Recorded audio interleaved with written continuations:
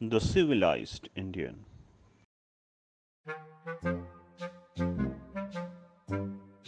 मैंने 19 दिसंबर को एक स्पीच दिया था जिसमें जंतर मंतर में, जिसमें आपने कहा था जामिया के गद्दारों को गोली मारो सालों को। नहीं, मैंने स्पीच नहीं दिया था। स्पीच नहीं था, एक नारा था sir. I have it on my laptop. नारा है, सीपी में नारा लगाया जा रहा है। हाँ सर, आपने एक नारा दिया था सर। उसके कितने दिनों बाद सर, 1 महीने बाद आपका जामिया में शूटिंग हो जाती है।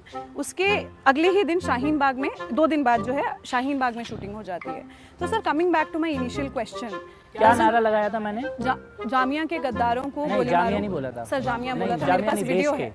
नहीं, देश के नारे में देश है। नहीं, मैं तो आपको अभी बोलो, आप अभी चलाइए मेरे को। सर बिल्कुल, मैं दिखा सकती हूँ। उसमें जामिया है कि देश है, वो अभी भी चला है, अलीगढ़ भी है सर इसमें। और नहीं, लोग बोल रहे होंगे, मैं क्या बोल रहा हूँ वो बोलो आप। सर, मैं दिखा सकती हूँ आपको। सर, ये है वीडियो।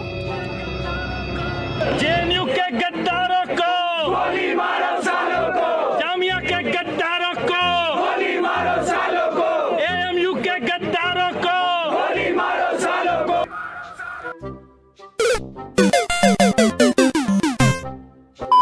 सीधे सीधे एक प्रश्न करता हूँ। आपका एक बयान ने सुना, कल मैं ट्विटर पुराना खोज रहा था तो भाई साहब का एक बहुत शानदार बयान आया। और कलाकार ईमानदार आदमी होता है तो ईमानदारी से बोलता भी है। जब आपने सपा से चुनाव लड़ा तो बयान दिया बड़ा कि जिस शिवसेना और ठाकरे ने पूर्वांचल के लोगों को मारकर भगाया, उसी से भारतीय जनता पार्टी ने हाथ मिलाया। ऐसे नेताओं को मुंह की खानी चाहिए। यूपी और बिहार में वोट मांगते हुए भारतीय जनता पार्टी को शर्म आनी चाहिए। बात तो आपने बिल्कुल सही कही, पर अब आपकी राजनीतिक स्थिति वैसी नहीं रही। नहीं, पर अब आपकी राजनीतिक, मेरे को पूरा होने दो। आप एक गलत स्टेटमेंट कोट कर रहे हैं। ये मेरा स्टेटमेंट है ही नहीं। कहाँ दिया मैंने? वीडियो है भाई साहब मेरे पास। वीडियो दिखाई, अभी दिखाई दो। अभी दिखाई। लो जी। ये हमें देखना है। नेता कई बार भूल जाते हैं।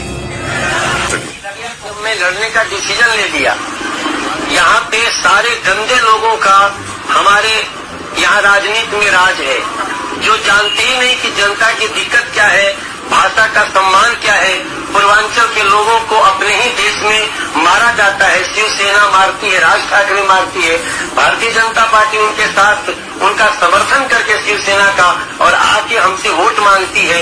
ऐसी भारतीय जनता पार्टी को उत्तर प्रदेश बिहार में वोट मांगने का अधिकार है क्या?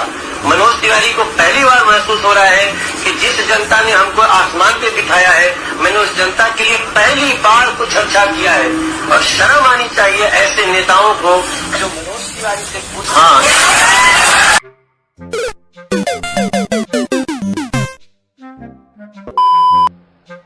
निर्मला जी, मैं सच कहता हूं, पहले तो मैं ये बजट वगैरह कुछ जानता नहीं था। मेरा सब्जेक्ट ही नहीं है।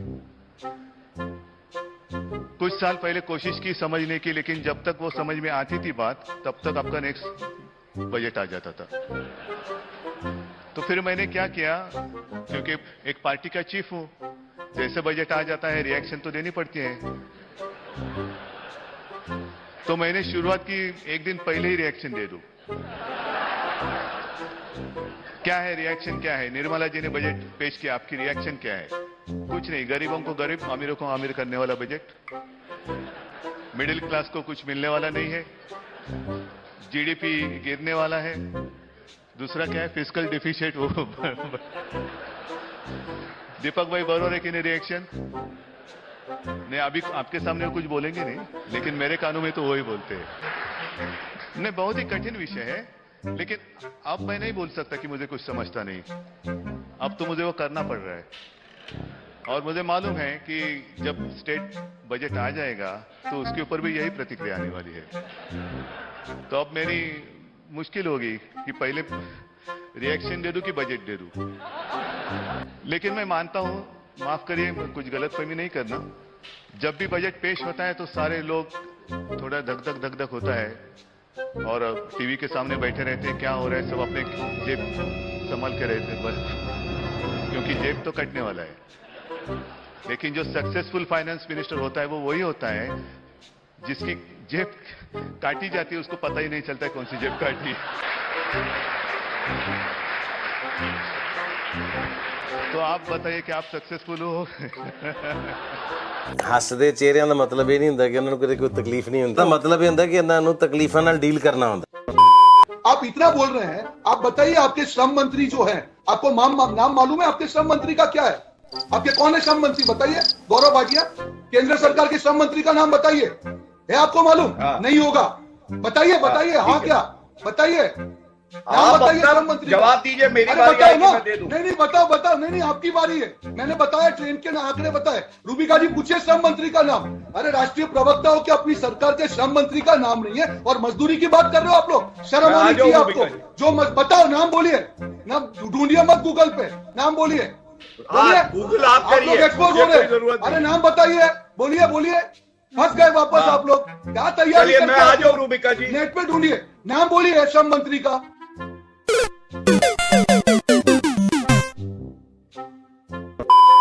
बस तो चलिए मैं कंप्लीट कर लूं भाई मेरे। देखिए मैं इतना कहना चाहता हूं, नरेंद्र मोदी जी ने बिल्कुल सही कहा कि 70 वर्षों में हिंदुस्तान की इकोनॉमी अगर $2 ट्रिलियन तक पहुंची थी, मात्र 5 वर्षों में 2014 से 19 तक $1 ट्रिलियन जोड़कर एक बहुत बड़ा मुकाम हासिल किया $3 ट्रिलियन का। तो इसलिए यह संभव है कि आने वाले ये जो पूरा 5 वर्ष है इसमें हम $2 ट्रिलियन जोड़ेंगे, आपके आशीर्वाद से जोड़ेंगे, हिंदुस्तान की मेहनत से जोड़ेंगे। मुझे ये लगता है मेरे भाई को ये 5 का अंक बड़ा भाता है। 5 ट्रिलियन, 5 रुपए का पार्ले जी छीनो सबसे पहले। जो गरीब आदमी 5 रुपए का पार्ले जी बिस्किट खाता है उसकी जेब से 5 रुपए निकाल लो, फिर 5 ट्रिलियन की बात करो। फिर ये 5 ट्रिलियन वैसा ही है सुमित जी, आपको याद होगा, हालांकि अभी ये बोल देंगे नहीं हमने नहीं कहा था वो बात। तो 15 लाख रुपए सबके खाते में आएंगे, आगे होंगे सबके। वो 5 ट्रिलियन की भी बात कर रहे हैं, और 5 ट्रिलियन में संबित भैया 5 ट्रिलियन में कितने जीरो होते बताओ ना। बताता नहीं, बताओ ना आज दर्शक। बताता हूं, बैठो बता दो। आप 5 ट्रिलियन की बात कर रहे हो, बताओ 5 ट्रिलियन में कितने? बताता हूं, आप सुनो। जवाब देता हूँ। 5 ट्रिलियन में कितने जीरो होते हैं मैं जवाब देता हूं। पहले ये राहुल गांधी से पूछ के आओ मेरे भाई, देखिए कितने जीरो होते हैं। ये देख लिया आपने, मैंने इनसे इनका ज्ञान आपने देखा, इनका ज्ञान देख लिया आपने। 5 ट्रिलियन जीरो नहीं पता है 5 ट्रिलियन में कितने होते हैं? बता दे तो मेरा चैलेंज है इनको आज। 5 ट्रिलियन में कितने? चलिए आप भी बता दीजिए, आप भी बता दीजिए। 12 10 टू द पावर 12 होते हैं। 10 टू द पावर 12।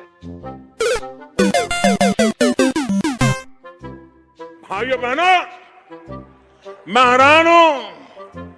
आपने देखा होगा अच्छे लोगों के चेहरे पर से चमक चली गई।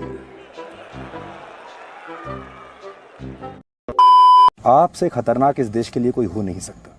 डूब मरो मेरे देश की सरकार चलाने वालों, डूब मरो। आपको शर्म आनी चाहिए।